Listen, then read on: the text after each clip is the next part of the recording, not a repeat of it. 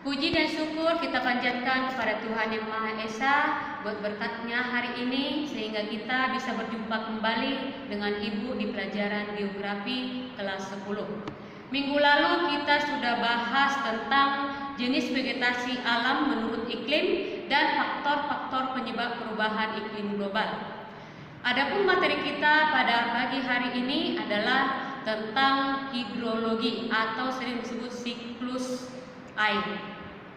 Adapun tujuan kita dalam pembelajaran hari ini agar siswa mampu memahami unsur-unsur siklus hidrologi. Untuk lebih paham lagi, perhatikan penjelasan Ibu berikut ini. Hari ini kita akan bahas materi kita tentang siklus hidrologi. Yang pertama kita akan bahas pengertian siklus hidrologi, proses terjadinya hidrologi, dan macam-macam siklus hidrologi. Sekarang kita akan bahas dulu apa itu siklus hidrologi. Siklus hidrologi adalah sirkulasi air yang tidak pernah berhenti dari atmosfer ke bumi dan kembali ke atmosfer melalui kondensasi, presipitasi, evaporasi, dan transpirasi.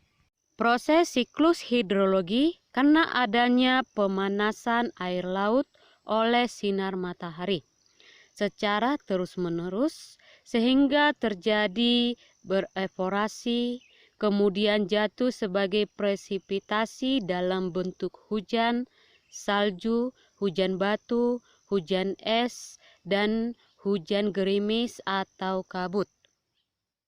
Sebelum kita lanjut ke jenis-jenis siklus hidrologi, kalian bisa mengamati video berikut ini.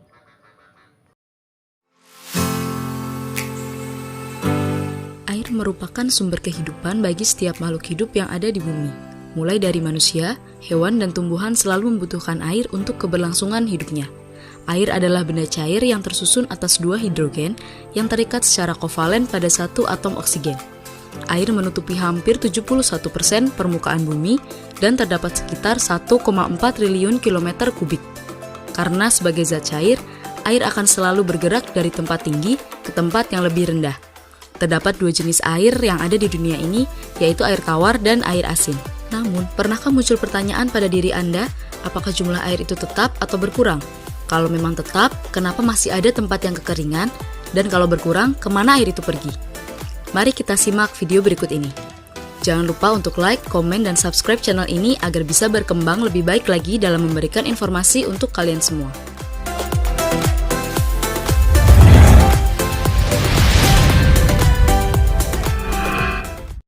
Tanpa kita sadari, air akan selalu bergerak berdasarkan siklusnya yang terus-menerus terjadi tanpa berhenti. Namun semua itu bisa kita amati dengan seksama karena pergerakan siklus air itu dapat terlihat dengan jelas. Begini penjelasannya, air yang berasal dari pegunungan akan selalu mengalir ke tempat yang lebih rendah dan akhirnya akan sampai ke laut yang dinamakan dengan istilah runoff, karena air itu mengalir di atas permukaan bumi. Dalam perjalanannya, air saat mengalir dari tempat tinggi ke tempat rendah dan akhirnya sampai ke laut selalu mengalami proses penguapan yang dinamakan dengan istilah evaporasi yang dapat terjadi di sungai, danau, dan lautan. Setelah itu, air yang menguap akan berubah wujud menjadi awan yang dinamakan dengan istilah kondensasi. Semakin banyaknya air yang berubah menjadi awan akan menambah jumlah awan. Kemudian air itu akan jatuh dari atmosfer ke permukaan bumi yang dinamakan dengan istilah presipitasi. Saat jatuhnya air dari atmosfer ke permukaan bumi bisa dalam berbagai wujud seperti hujan, es, dan salju. Setelah air sampai ke permukaan bumi, ada yang terserap oleh pori-pori tanah yang dinamakan dengan istilah infiltrasi.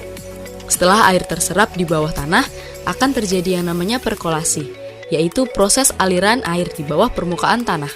Dan ada juga yang tidak terserap kemudian mengalir melalui aliran sungai. Dari penjelasan tersebut, dapat disimpulkan bahwa air yang ada di bumi itu jumlahnya selalu sama, tidak berkurang dan tidak bertambah. Tapi akan muncul pertanyaan, jika air tidak berkurang, kenapa ada tempat yang menjadi kekeringan? Berikut ini jawaban dari pertanyaan tersebut. Tempat yang mengalami kekeringan itu dikarenakan tempat resapan air semakin berkurang dan beralih fungsi menjadi lahan pertanian, perkantoran, perumahan, dan infrastruktur lainnya. Hal itu juga sangat erat hubungannya dengan pertambahan penduduk.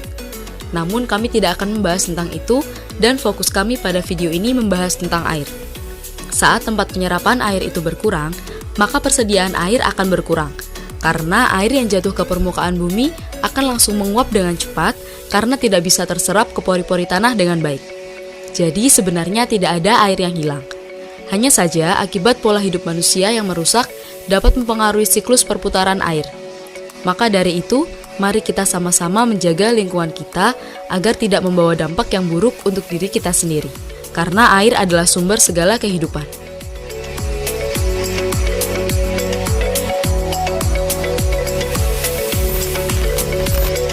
Inilah tadi pembahasan kita tentang siklus hidrologi.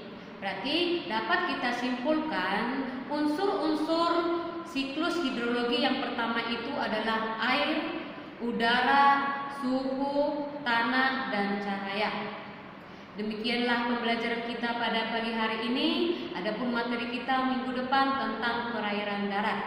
Tetap jaga kesehatan, ikuti protokol kesehatan. Salam sehat.